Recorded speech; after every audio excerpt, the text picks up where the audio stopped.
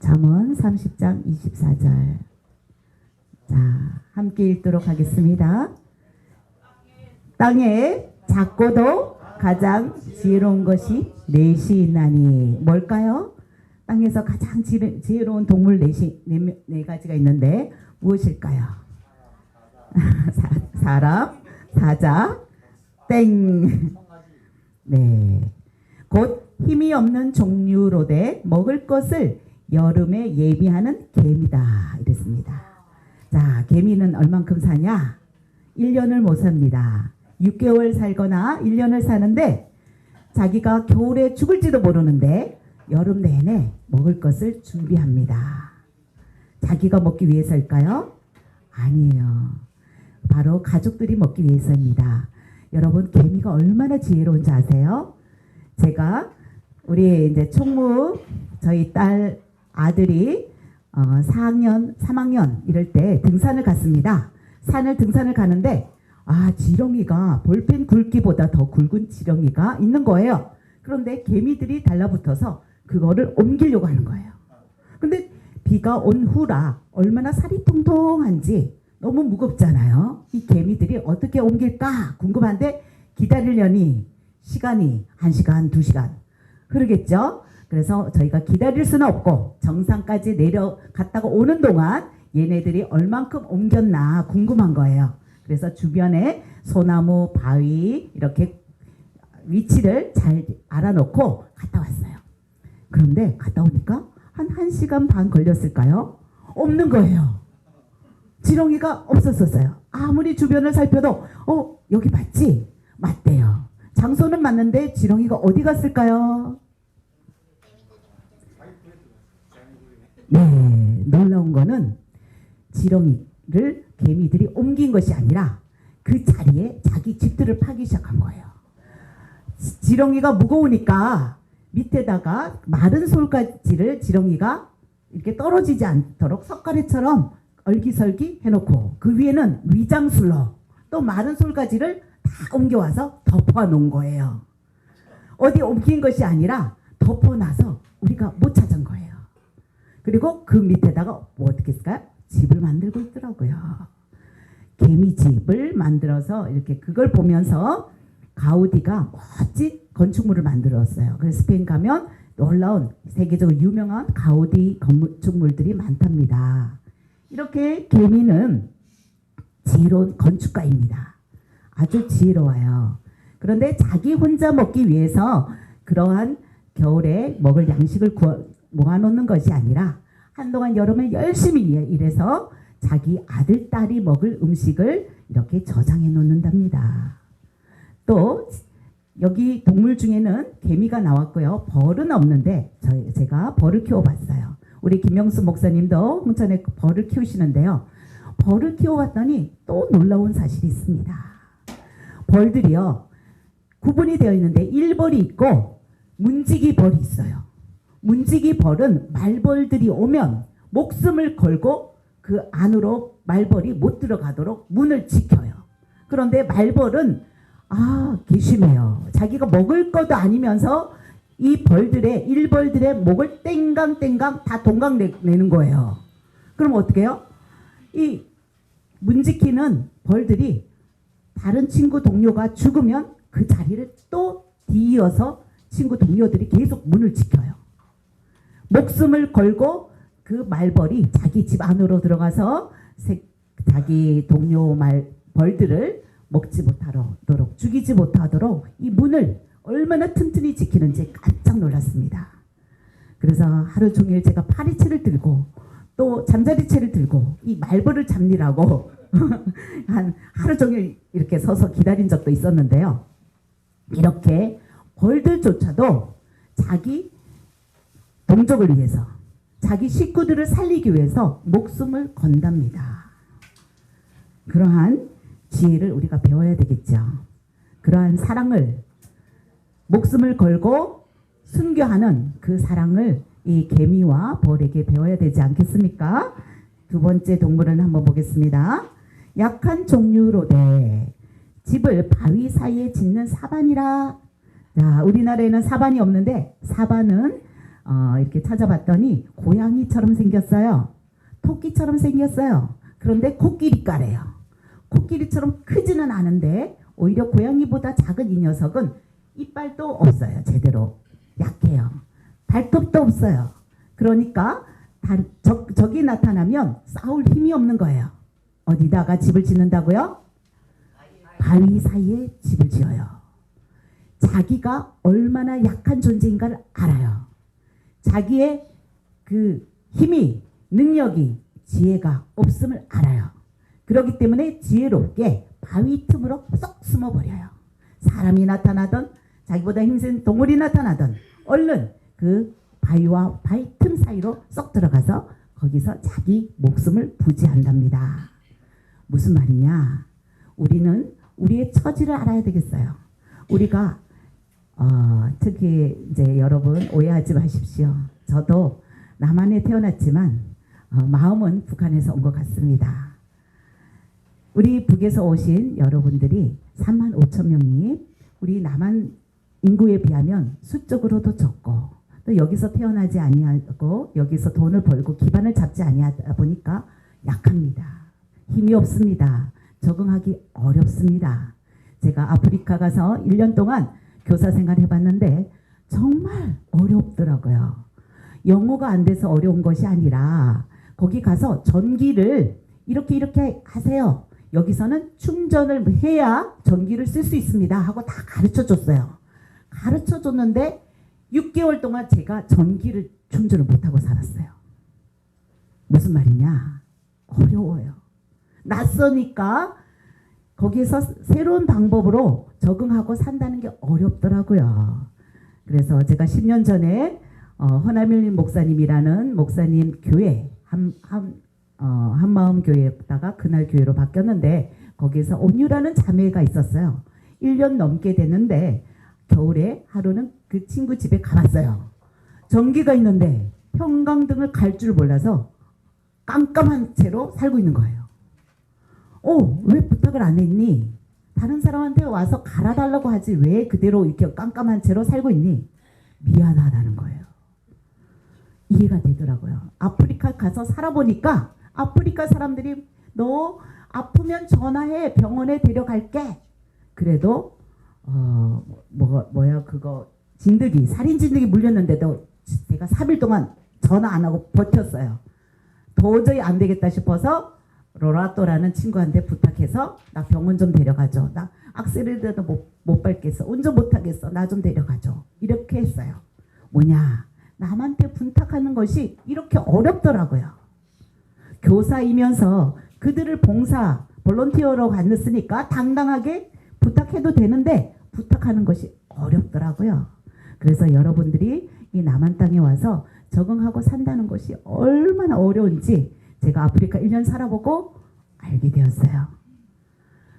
말이 또 틀려요. 여러분 틀리죠?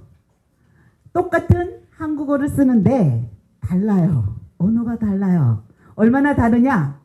저는 경상도 여자고 제가 전라도로 가서 살아보니까 너무 달라요. 그래서 우리 어머님이 40이 되도록 너는 언제 인간이 될래? 말귀를 못 알아듣는다고. 그 정도로 남북은 얼마나 어렵겠어요. 서로 이런 말을 들었어요. 우리 조용준 교감 선생님이 해주시는 우리 해솔사관학교 이사장님 오셨습니다. 한번 일어서서 박수로 맞아주시기 바랍니다. 박수로. 네, 우리 이사장님, 홍순경 이사장님하고 또 김영우 이사장님 오셨는데요. 오늘 탈북 장학생들 많이 온다고 해서 진로에 대해서 안내해 주시려고 일부러 먼 길 오셨어요. 네, 얼마나 감사한지요. 그만큼 우리가 그 새로운 환경에서 살기 어려운데 해솔사관학교 조용준 목사님이 20년 동안 이렇게 탈북 청년들을 이렇게 가르치고 사역을 하고 계시는데 저에게 그 말씀을 하시더라고요.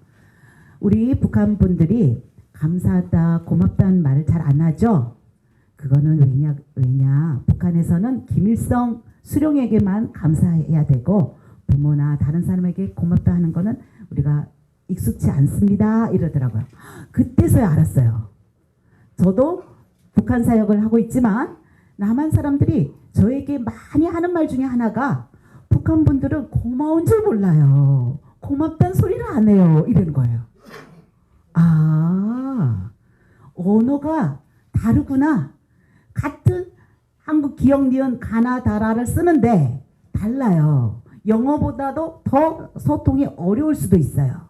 왜냐? 얼굴도 같고 같은 핏줄이라고 생각하고 같은 말을 하니까 이 사람이 내 마음을 다 알 줄 알아요.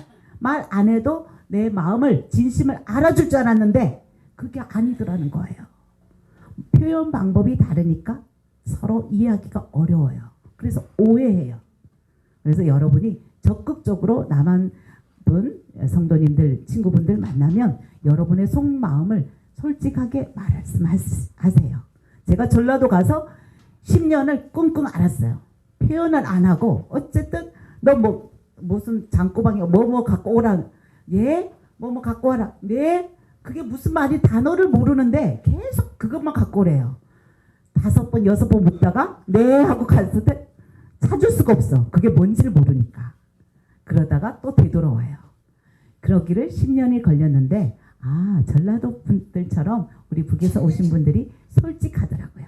감정도 솔직하고 뒤끝도 없고 싸우기도 잘 싸우는데 금방 풀리고 우리 전라도 어르신들이 그랬거든요. 그래서 저는 전라도에서 이렇게 또 시댁의 생활이 얼마나 감사한지 몰라요. 제가 말씀드리고 싶은 것은 두 번째 동물인 약한 종류로 돼. 사바는 자기가 약하지만 어떻게 해요? 지혜롭게 피할 곳을 피하는 거예요. 나의 처지를 알고 내가 약하면 약한 대로 살아남을 궁리를 하는 거예요. 여러분도 그러시기를 바랍니다. 세 번째는 임금이 없으되 다 때를 지어 나아가는 메뚜기더라. 메뚜기는 통솔하는 리더가 없어요. 다 함께 어떤 신호를 보내는지는 모르겠지만 함께 움직이는데 메뚜기가 아프리카에 떴다 이러면 와 사람도 다 굶어 죽어요. 얘네들이 지나가면 살아남는 게 없어요. 얘네들이 이렇게 갉아먹는 소리는 창들이 막 수천 개가 막 창들 부딪히는 소리보다 칼이 부딪히는 소리보다 더 크다고 해요. 천둥 소리 같아요. 그 정도로 메뚜기가 한꺼번에 움직이는데요.